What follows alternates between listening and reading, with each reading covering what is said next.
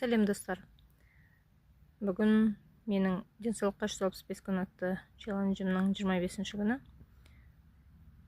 Күн жұма, аспан ашық, күн тамаша болып тұр. Асып келе жатыр күн. Қандай өзгерістер бар? Тағы да мен эксперимент ретінде нешеде оянамын, сол уақытта давлениемді өлшеймін. Бүгін 3 жарымда оянып, давлениемді өлшеп көрдім. Ол кезде 109-да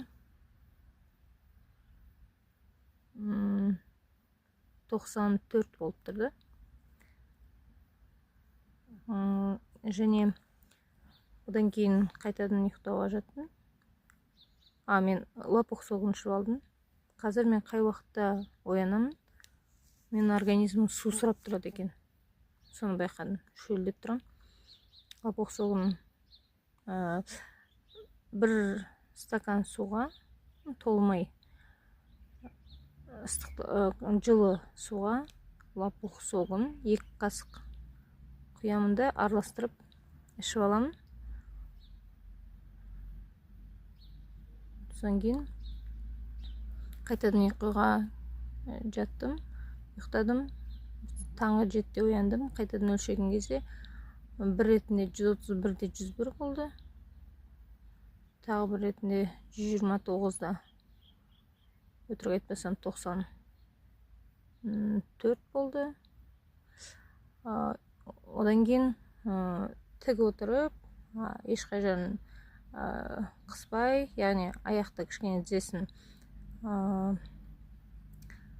жазыңқырап отырып, қолдарымды үстелге қойып отырып өлшегенде 121-де 87 болды.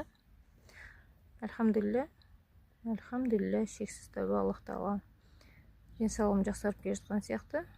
Енді лопух соғын ішіп болған соң, аяқтаған соң мен анализді тапсырам. Сол кезде анализ тапсырамын, УЗИ, толық чекап өтем. Аллах берсе, сол кезде нәтижесін көрсетемін.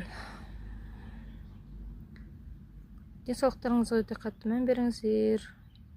Анализ тапсырып, біліп, диагноздарын біліп,